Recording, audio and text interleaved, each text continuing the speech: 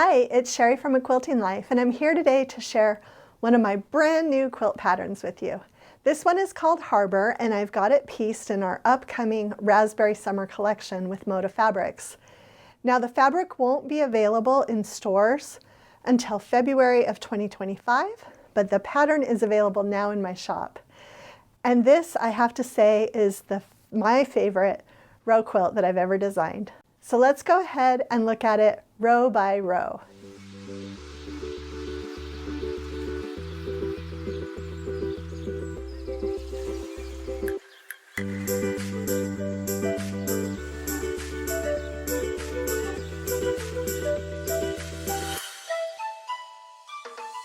As I mentioned, I'm so excited to share this quilt with you. It is for sure my favorite row quilt that I've ever designed.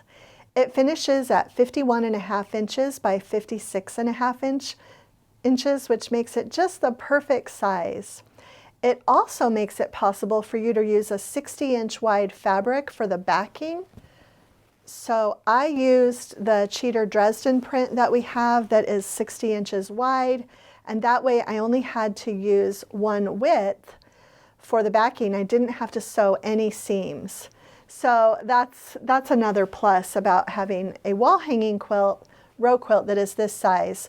While I have the backing here, I'll just show you that I use this dot and stripe pattern for the binding. It just seemed like the perfect finish for both the backing fabric and our little raspberry floral print that I used for the outer border in aqua. Okay, I'm just going to go row by row and just share some things about the blocks.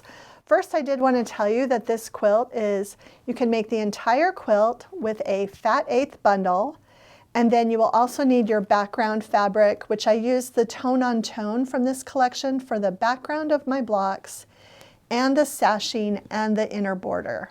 So really, you grab a fat eighth bundle, that background fabric, outer border binding, backing, you're good. But there's no thinking about different measurements of fabrics. It just makes it super easy to put this quilt together.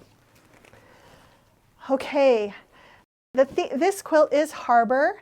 It is designed kind of as a tribute to the Dana Point Harbor in California, where I love to go.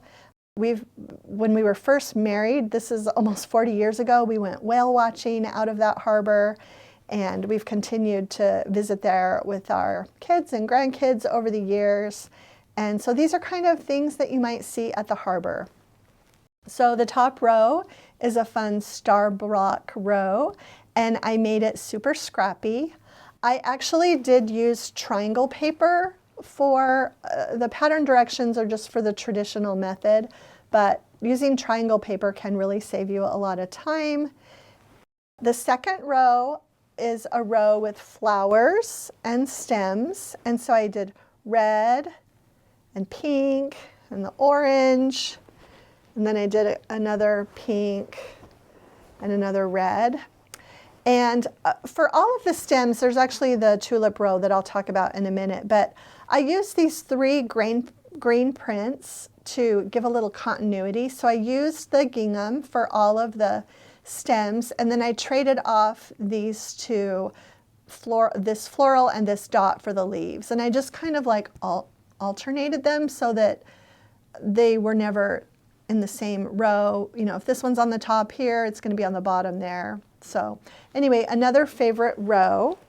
Row 3 is the basket row, and again, you can make the half square triangles for your baskets the traditional way, or you can use triangle paper, which I love. And I had so much fun doing different combinations for the baskets. This collection just lends itself to a variety of different combinations that are fun and whimsical and also traditional. So love the little basket row. I have to say that the suns, you always are going to see the sun, whether rising or setting, when you're at the harbor. And I just thought this would be such a fun focus row for the center of the quilt. And again, just really had so much fun. And then I just really feel like the gingham fabrics in this collection bring kind of the ocean vibe, thinking a picnic at the beach, which is also kind of the baskets. I thought picnics. So I used the ginghams in this row for accent, only from the ginghams, and you know, a couple yellow suns and the orange suns and the red sun. Okay, I'm going to just pull the quilt up so we can see the bottom rows. There are 7 rows in the quilt. This is the tulip row, and again, I just felt like there are so many flowers when you're down at the ocean. If you look at the beach houses, they always have beautiful flowers in their yards or in their flower pots. And so I thought we needed a tulip row as well. And of course, the flying geese blocks are symbolic of the seagulls. So I had to do a little row of our little flying geese. And then finally, on the bottom, we have the beach cottages. And I just went colorful and scrappy with those. And I actually did use some low volume backgrounds for the roofs, the backgrounds of the larger houses. A couple things about the pattern. I love the way that we were able to put this pattern together for you. For example, when I started sewing my quilt, I actually made my large beach houses and my sons very first because they use the biggest cuts of fabric. And so we actually have the pattern that way for you so that you make the things that are going to require the most fabric first, and so that you make sure that you don't accidentally use too much of something and run out of the print that you wanted for one of your sons. There is a good amount of fabric left over. I was happy that it's not too much fabric left over, but it's also not super tight to where you have to really stress. But we did want to write the pattern so that you could, you know, make those pieces that require the most fabric first.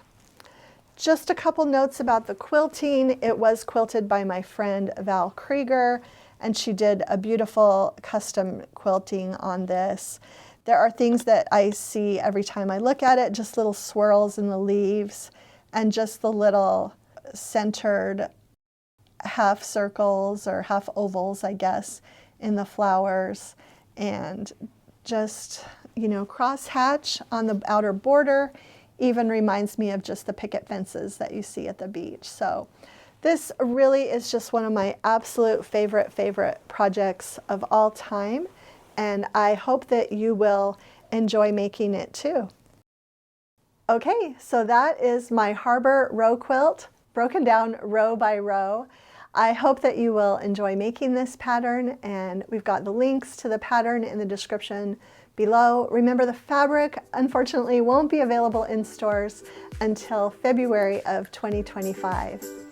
If you enjoyed today's video, please share it with a friend, hit the like button, and subscribe to our channel if you haven't already. Thanks so much for stopping by.